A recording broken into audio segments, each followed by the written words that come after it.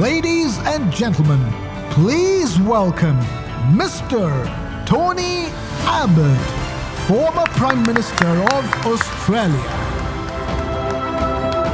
Welcome, sir. Welcome, the Honourable Mr. Tony Abbott, sir. Before we ask you to deliver your keynote address, may I please also call upon stage MD and CEO TV9 Network, Mr. Bharatvarsh, to please come up on stage, sir, and felicitate the Honourable former Prime Minister of Australia, Mr. Tony Abbott. A loud round of applause, ladies and gentlemen.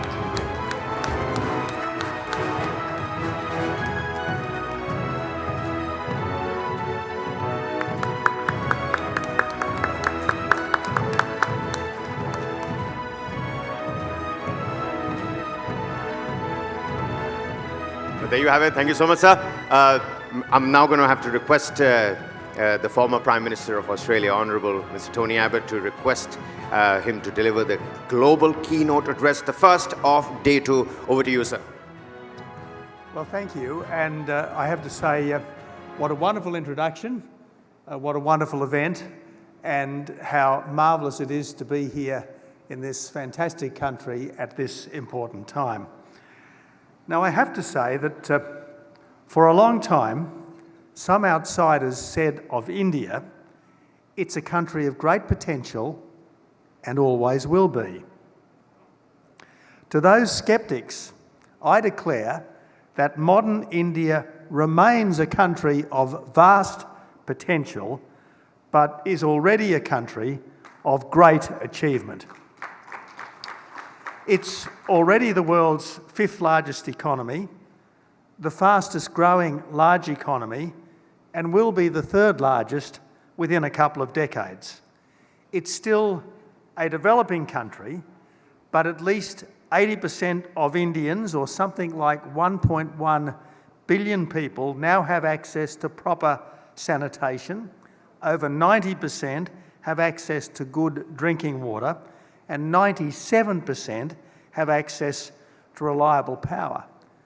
Small things, maybe, in a geopolitical context, but they make a massive difference to people's lives. Thanks to the digital revolution, nearly every Indian adult is now economically and socially connected. There's long been a legendary rail network, but India is now building airports at the rate of 8 a year, urban metro systems at the rate of 1.5 a year, and national highways at the rate of 30 kilometres every single day. Last year, India became just the 4th country to land a space probe on the moon. And after several decades of the licence Raj, India is now roaring down the runway to economic takeoff. Companies such as the Ambani Group, Tata and Infosys are among the world's largest. There are 3 Indians among the world's 50 richest people, and there's now any number of ethnic Indians at the helm of major global businesses. And India isn't just the world's largest democracy, it's also one of the oldest, having been continuously democratic with just one tiny wobble for more than 3/4 of a century. India's democracy is older than Germany's and Spain's.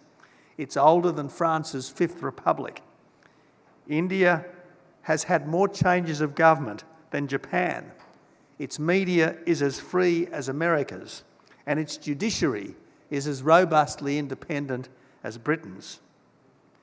India has long proven that a country need not be rich to be free, and it's now proving that freedom is no obstacle to rapid economic development. Yet mysteriously, India often ranks well down the global democracy lists produced by Freedom House and others. Perhaps that's because they think of Prime Minister Modi as a Hindu nationalist, when I think he's better called an Indian patriot who necessarily takes Hinduism seriously as by far the country's biggest creed. Sadly, faith in God and love of country are pretty rare in Western think tanks, which is why they find India's democracy easier to caricature than to understand.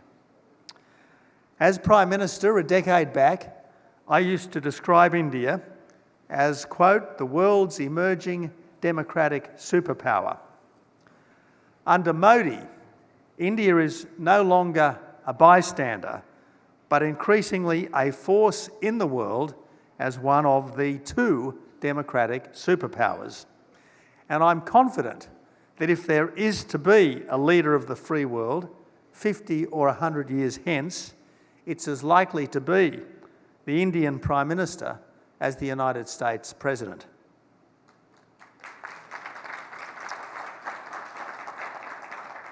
India has always been the superpower of the subcontinent. It's never been the aggressor in its wars and tensions, which it's always tried to resolve quickly, fairly, and in ways that allow others to be the best they can. And now, global leadership is beckoning. For a long time, India was a leader of the non-aligned movement, trying to stay aloof from big global struggles.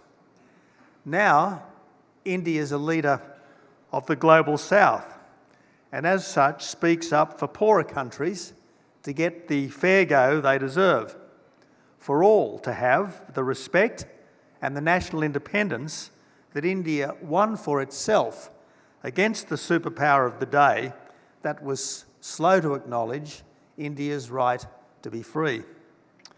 To that end, India has now helped to form a new partnership for freedom and development. Unlike NATO, the Quad is not American-led. Indeed, it would not exist but for Shinzo Abe's foresight and determination, and for Narendra Modi's perception and magnanimity. Unlike NATO, the Quad is not a military alliance. Unlike NATO, it lacks formal structures. It's actually a bit like the Five Eyes, a largely informal network based on shared values, common interests and high ideals that's nonetheless helped to keep the peace for 7 decades. As Foreign Minister Jaishankar said on the weekend, the Quad is, quote, here to stay, here to grow, and here to contribute. And if that works out with annual leaders' summits and scheduled officials' meetings, it certainly could be the most important strategic initiative since NATO. Even though it's not against anyone, it's for the rights of all to be free and aims to help all to be better off in a world of peace, national freedom, and international cooperation to tackle global problems like underdevelopment, infrastructure poverty, and environmental degradation. But that does mean standing strong against those who would breach the peace. The militarist, Islamist, and communist dictatorships that think they have a right to impose their systems on others, and that could, if mishandled, plunge the world into a new dark age. The Russian dictator thinks he's on a mission from God to destroy Ukraine, even though its people have every right to look west rather than east. Apocalyptic Islam seeks a new Holocaust, expunging Israel from the river to the sea. And Communist China bullies its neighbours, even India, as part of its oft-declared intention to be the global hegemon by 2050. Its next step is taking Taiwan, by force if necessary, a practically independent country of 25 million people that's never been under communist rule, that's hardly ever been governed from Beijing, and that's living, breathing proof that there's no totalitarian gene in the Chinese DNA. Now, as a backpacker in India 40 years ago, I spent 3 weeks in Bokaro Steel City as a kind of teacher's aide at St Xavier's School.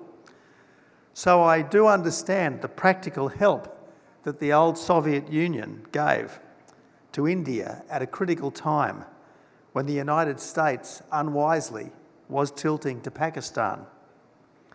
And I can understand why India is reluctant to be publicly critical of Russia for historical and practical reasons, although PM Modi did indeed upbraid the Russian dictator at Samarkand for using war as an act of national policy. Even so, I've yet to meet an Indian who doesn't think that the wanton destruction of Ukrainian cities without the slightest attempt to minimise civilian casualties is simply evil. With greater strength comes greater responsibility. And that's my sense of where Prime Minister Modi is taking India. And it couldn't come at a more critical time. When India helps to preserve freedom of navigation in the Arabian Sea, that's not taking America's side against Iran. That's protecting the global commons. Likewise, any country that helped Taiwan to resist a Chinese invasion wouldn't be on the side of America against China, but on the side of democracy versus dictatorship. Were India to help Taiwan, a bit like it helped Bangladesh 5 decades back, far from playing the great power politics it's always deplored, it would be helping the weak against the strong in the eternal struggle to heed the better angels of our natures. The best hope of avoiding great power conflict in coming years is for free peoples everywhere to make it clear that an attack on one small country is an attack on everyone. So, my friends, there is no doubt that this will be an Indo-Pacific century, but with its unshakable commitment to democracy and the rule of law, let's hope that this Indo-Pacific century turns out to be more India's than China's.